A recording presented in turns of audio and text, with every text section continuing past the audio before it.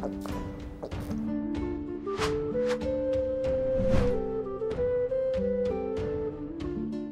Moin, hallo und herzlich willkommen zu einem neuen Video hier auf meinem Kanal. Heute gibt es hier eine Runde Shakes and Fidget und heute wird der Tag sein, an dem wir Stufe 500 auf W50 erreichen werden. Ja, mein dritter Account, den ich jetzt auf Stufe 500 begleiten werde, und es wird auch mein dritter Account, den ich auf Stufe 600 bringen werde.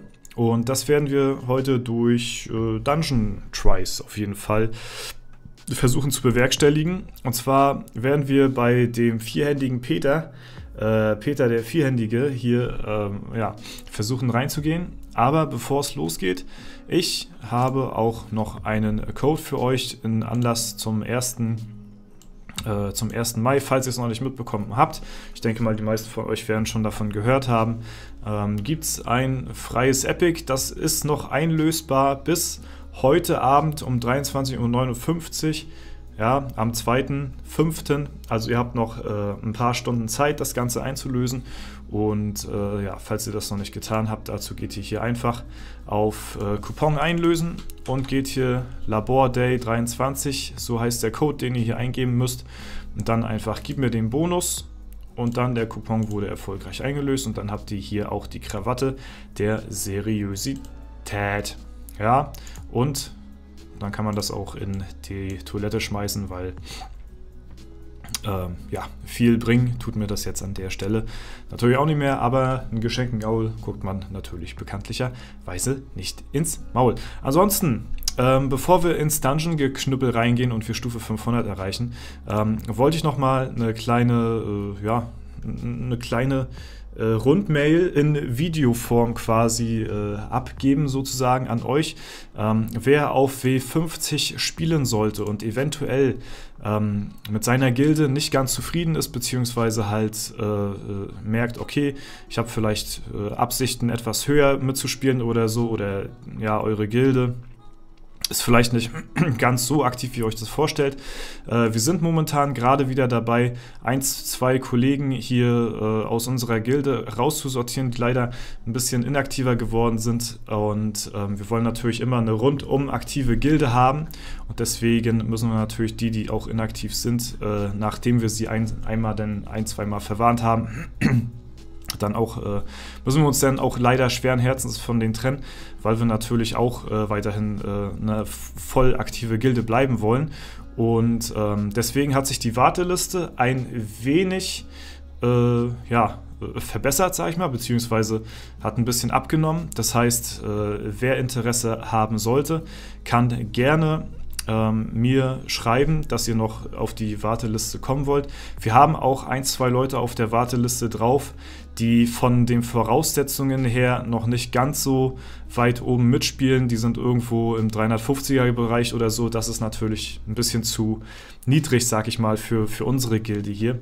Ich sag mal so, alles ab 420, 430, so in dem Bereich sollte man mindestens sein, wenn man sich auch gerade in der Dungeon-Pause befindet. Falls nicht, wird auch schwierig, aber 420 sollte man so, 420 sollte man so anpeilen, eine natürlich voll ausgebaute Ritterhalle haben, und dann könnt ihr sehr gerne mir auch anonym schreiben und ja, eventuell, dass ihr auf die Warteliste kommt, ne?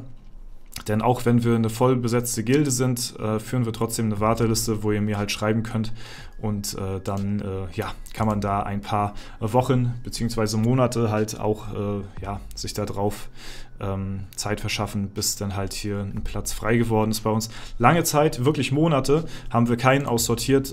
Jetzt ist es halt wieder so, dass 2 Leute ein bisschen inaktiver geworden sind. Deswegen schreibt mir gerne, falls da Interesse bestehen sollte, ne, dass ihr vorhabt, in Zukunft irgendwann eure Gilde zu verlassen, beziehungsweise zu uns kommen wollt. Das aber erstmal so zur Eigenwerbung hier für die Holzis. Ja, ansonsten bin ich natürlich so weitestgehend rundum zufrieden mit der Gilde hier. Bin leider immer nicht der Chat-Aktiveste, das muss ich dazu sagen. Viel um Ohren. Aber ja, trotzdem macht es mir natürlich weiterhin hier sehr viel Spaß auf dem Server. Wir verhalten uns sogar auch einigermaßen gut, obwohl viele jetzt auch aus der Dungeon-Pause rausgegangen sind. Und es macht natürlich einen Unterschied. Man sieht hier zum Beispiel der höchste auf dem Server 517. Das sind einfach mal 18 Level Unterschied zu mir durch die Dungeon-Pause. Also das ist schon sehr extrem. Ich habe es ja nicht gemacht. Andere Leute haben sie gemacht. Und jetzt sieht man halt den Unterschied. Ist schon auf jeden Fall deutlich spürbar, sagen wir mal so. Aber heute wollen wir auch Stufe 500 erreichen und dazu hatte ich mir bei SF Tools mal die Chancen durchgerechnet und da kam dann halt ein Gegner für mich in Frage und das ist halt im Playa Hauptquartier der Vierhand-Peter, ja, nenne ich ihn mal so. Die anderen sind natürlich noch weiter lower von den Chancen her, deswegen werden wir die nicht angreifen. Ja, wir haben hier der hat gute Chancen. Ymir, das ist der 7. bei den nordischen Göttern. Wo haben wir den denn? Aber dazu müssen wir erstmal an Loki vorbei. Und wo haben wir Loki? Ja, okay, da seht ihr schon das Problem. Der hat eine 0,11%ige Chance, also ziemlich gering. Also wenn wir den aus dem Weg räumen, dann ist Ymir auf jeden Fall auch gut machbar. Aber an den kommen wir erstmal nicht vorbei. Deswegen würde ich sagen, greifen wir den Vierhand-Peter an. Und der wird uns heute auch auf Stufe 500 befördern. Deswegen würde ich sagen, let's go. Ja, mal schauen, was wir so erreichen können. Ich gucke mal ganz kurz. Verzauberungen sind alle drauf soweit. Sehr schön. Immer noch mal einen kleinen Kontrollblick machen, bevor man hier in die Dungeon-Kämpfe reingeht. Und wir gucken mal zuerst mal die ersten Kämpfe an, wie es so aussieht. Ja, ja, Stufe 500 ist natürlich schon was Besonderes, ne? Also, ich weiß nicht, schreibt mal in die Kommentare, wie sieht es bei euch aus? Habt ihr einen Account, der über Stufe 500 ist? Oder noch einen Account, den ihr noch nicht auf 500 erreicht habt? Denn viele hören natürlich auch wieder auf oder fangen wieder an und so. Und da ist dieses langfristige Durchhaltevermögen bei vielen halt eben nicht gegeben, dass die zwar, so kommt es halt teilweise auch zustande, dass die Leute deutlich länger schon am Start sind als ich, mit ihren Accounts so, die sagen so, ja, ich bin seit 2009, seit 2011 spiele ich Shakes and Fidget, haben aber noch keinen einzigen Account auf Stufe 500 so, ne? Da haben Leute natürlich vor mir angefangen mit Shakes and Fidget, aber halt eben dann auch nicht durchgezogen, ne? Und ja, da trennt sich halt eben die Spreu vom Weizen. Ich weiß noch damals, ja, als Spieletrend noch Aktivvideos gemacht hat, jetzt macht er ja wieder Aktivvideos, da weiß ich noch, da war ich immer so mit meinem Main-Account, ja, mit dem hier, da war ich immer so, ich weiß nicht, so 30 Level immer konstant hinter ihm. Ich habe immer ganz langsam, aufgeholt, weil ich natürlich vom Level her ein bisschen hinter ihm war und dadurch halt bessere Erfahrungsquests bekommen habe und so. Und da wollte ich unbedingt immer Spieletrend immer einholen bzw. überholen. So, und jetzt weiß ich gar nicht mehr, ob er überhaupt schon Stufe 500 erreicht hat auf seinem Server, auf den er spielt. Jetzt hat er ja wieder aktiv angefangen, aber jetzt bin ich natürlich von dannen gezogen, ja, ganz, ganz weit ab vom Schlag. Und das ist halt eben immer lustig zu sehen, dass Leute aufhören, Leute wiederkommen und ja, was man dann halt eben so in der Zeit geschafft hat. Und da kann ich mir auch sehr gut vorstellen, beziehungsweise mich in die Lage versetzen von zum Beispiel so einem Chilling, der halt eben dann so sieht jetzt an der Stelle, ach Mensch, hätte ich mal so, ne, dann wäre ich jetzt auch schon auf dieser Stufe. Wahrscheinlich halt eben auch noch deutlich weiter, weil er damals immer, ja, ich sag mal so 30 bis 50 Level immer so mit seinem Magier, wir haben ja auch die gleiche Main-Klasse so, immer vor mir gewesen ist. So, ne? Und das würde dann halt heute halt auch eben in einem gewissen Abstand dadurch dann resultieren. Und ich sag mal so, wer heutzutage einen Account hat, rechnen wir mal, ja, dadurch, dass ich ja ein bisschen immer näher rangekommen wäre, so durch den Levelunterschied, ja, rechnen wir mal so grob mit 20 Leveln mehr, ja, dann hätte man so einen 600, ja, wir sagen mal so grob 670er Account, da bist du heutzutage schon wirklich, ja, super krass mit dabei, wenn du so einen hohen Account hast und dementsprechend hättest du natürlich auch schon einiges an Statpunkte gefarmt, ne? Aber so ist das immer mit dem Anfangen und Aufhören. Früher oder später kommt irgendwann jeder wieder zurück zu Shakes and Fidget, der mal ansatzweise einigermaßen in dem Spiel in der Materie beziehungsweise drinne gewesen ist so. Und deswegen sage ich halt auch immer wieder, ich brauche gar nicht aufhören, weil ich weiß ganz genau, wenn ich aufhören würde, ich habe erstmal gar keinen Grund aufzuhören, weil mir das Spiel nach wie vor immer noch sehr viel Spaß macht so, ne? Aber wenn ich aufhören würde, ich weiß halt, ich würde halt irgendwann nach ein paar Jahren wieder anfangen und dann würde ich mir in den Arsch beißen und sagen, ach scheiße, Digga, hättest mal gemacht, hättest mal durchgezogen, hättest mal Gas gegeben, dann wärst du heute da und da und da und da. Und das könnte ich mir halt irgendwo auch nicht verzeihen, sag ich mal. Ne? Da hatten wir mit Derafin zum Beispiel auch eine gute Thematik gehabt mit dieser Sunk Time Fallacy, wie es so schön heißt, dass man halt eben so viel Zeit in sein Hobby investiert hat, beziehungsweise halt in so ein Game jetzt zum Beispiel, dass man vielleicht auch gar nicht mehr aufhören möchte, weil man, oh mein Gott, Alter, wie knapp, weil man halt eben schon so viel Lebenszeit hier rein investiert hat und man ja eigentlich gar nicht dann aufhören kann, das Spiel zu spielen, beziehungsweise halt auch eine nicht Sunk Time Fallacy ist mit der Zeit und Sunk Cost, genau, Cost Fallacy heißt das, dass man halt eben nicht Zeit, sondern Geld in so ein Spiel gesteckt hat und dann sagt, ey, ich habe hier jetzt nach 2-3 Jahren habe ich jetzt hier so viel Geld in das Spiel gepumpt, ich kann den Account jetzt nicht einfach stilllegen oder aufhören zu spielen, aber mir macht das Spiel gar keinen Spaß mehr, aber es wäre schade, weil ich schon so viel Geld in das Spiel gesteckt habe, den jetzt einfach liegen zu lassen. So, ne? Und das ist eine ziemlich interessante Thematik, weil dich das halt irgendwo in ein Dilemma bringt, weil du eventuell gar keine Zeit mehr hast oder halt auch gar keinen Bock mehr hast, das Spiel zu spielen, deine Prioritäten andere geworden sind und du halt immer noch durch diese Hintergedanken davon abhängig bist mit dieser Zeit und mit den Kosten, die du hier in das Spiel gesteckt hast und dich das quasi noch so dermaßen halt eben an das Game bindet, dass du halt eben irgendwo unterbewusst immer noch gezwungen bist dazu, das zu spielen, ja.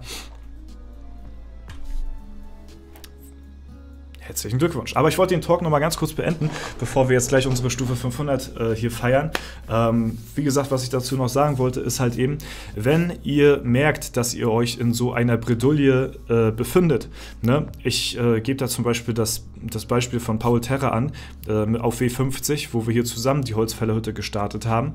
Und es hat sich rauskristallisiert in den letzten halben Jahr, Dreivierteljahr, bevor er dann endlich den Schlussstrich gezogen hat und gesagt hat, ey, mir macht das Ganze hier keinen Spaß mehr, ich habe da keine Zeit mehr für, hatte er sich noch trotzdem gezwungen, für die Gilde da zu sein, für seine Leute da zu sein, halt eben ja, eventuell durch diese Zeit und diese Kosten, die er auch da reingesteckt hat in das Game, es halt eben auch schwerfällt, aufzuhören. Aber aufhören heißt ja dann auch nicht gleich, dass man komplett weg ist von der Bildschirmoberfläche. Wenn ihr zum Beispiel so einen Stufe 500 Account habt und ihr sagt, ey, ja, das war ganz nice, aber irgendwie jetzt habe ich gerade keinen Bock mehr, dann lasst den einfach liegen und dann kommt in ein Jahr wieder. Klar, beißt ihr euch dann in den Arsch, weil ihr sagt, ey, ihr hättet schon da und da sein können und ihr seid jetzt komplett abseits vom Schuss und ihr seid so weit in der Ehrenhalle gedroppt und so, ne? Aber ihr könnt immer wieder mit dem Game anfangen, das ist halt das Schöne und euren Char im Nachhinein wieder aufpolieren, so. Und es kommt immer was Neues und es wird immer up-to-date gehalten alles und macht euch da nicht so verrückt, wenn ihr andere Prioritäten habt, wenn ihr keine Zeit mehr für das Spiel findet, dann lasst es liegen. Es bringt nichts, euch irgendwo durchzuzwingen, ne, auf Teufel komm raus, dann macht erstmal eine Pause. So. Und wenn ihr dann später irgendwann sagt, ey, ich habe wieder die Zeit dafür, dann go for it. Ja? Aber zwingt euch nicht zu irgendwas, worauf ihr eigentlich gar keinen Bock habt, weil dann macht euch das Ganze keinen Spaß und es raubt euch die Zeit. So, ne? Ich sage halt bloß, dass wenn man wiederkommt, man sich wahrscheinlich dann ärgern wird. So, ne? Aber so ist das halt. Dafür hat man halt eben die Zeit, die man in das Spiel gesteckt hat, in andere Prioritäten gesteckt, wo man wahrscheinlich auch sehr viel Spaß hat, wo man vielleicht auch, keine Ahnung, sich bereichert an seinem Hobby oder mehr Zeit für andere Sachen hat, Familie, Partner etc. Ne? Dann macht das so und dann habt ihr auch eine schöne Zeit. So, ne? Und wenn mal wieder eine andere Zeit kommen sollte, dann ist Shakes & Fidget wieder an eurer Seite. So, ne? Das gleiche ist halt jetzt eben auch bei Schilling passiert, der halt eben auch andere Prioritäten hatte, ne? Pokémon da am Start gewesen ist, Pokémon Go, und jetzt aber sagt, ey, jetzt nach, ich weiß gar nicht, wie lange ist das her, 3-4 Jahre oder so, jetzt fange ich wieder an, jetzt peppel ich meinen Account auf, der irgendwas kurz vor Stufe 500 ist, glaube ich, und fange jetzt wieder an durchzustarten. Ja, ist doch nice. So. Und genau, so, aber gut, genug rumgebabbelt hier, aber ist ein sehr interessantes Thema, wie ich finde. Und da haben wir Stufe 500 erreicht, hier auf unserem grünen Ork. Ja, ein sehr schönes Profilbild, was ihr damals für mich ausgesucht hattet, ja, aus 3 verschiedenen Möglichkeiten. Das weiß ich noch, sehr, sehr cool gewesen. Ja, kann ich mich noch ganz genau daran erinnern, an W50 Serverstart hatten wir einen 24 Stunden Livestream gemacht in Anlass, ja, zu damals den 10.000 Abonnenten-Special, was ich, ja, die ich da live im Stream auch zusammen erreicht hatte. Ne? Und das war halt eben in Kombination mit den W50 Serverstart. Das war eine sehr epische, eine sehr, sehr coole Zeit, an die ich mich auch sehr gerne zurückerinnere. Ne? So, ja, das ist die Belohnung dafür. Ein sehr schlechtes Item, aber wir haben Stufe 500 erreicht und damit das Ziel für den heutigen Tag ja, abgeschlossen. Und das sieht auch schon ganz cool aus, mein dritter Stufe 500er Account. Ja, sehr nice. Jetzt sind wir auch hier auf E50 im Club der 500er. Ein 500er Krieger ist schon sehr cool. Ja, mal schauen, jetzt geht es nachher richtig los, dass wir hier unsere Skillpunkte nach oben treiben werden und ja, mal schauen, wie die Reise hier noch weitergeht auf E50. Es bleibt spannend, ist immer was los und ja, das war es soweit von mir. Wenn es euch gefallen hat, lasst gerne eine Bewertung, Kommentar dazu da. Ansonsten wünsche ich euch noch einen super schönen Tag. Vielen lieben Dank fürs Zuschauen, haut rein und bis zum nächsten Mal.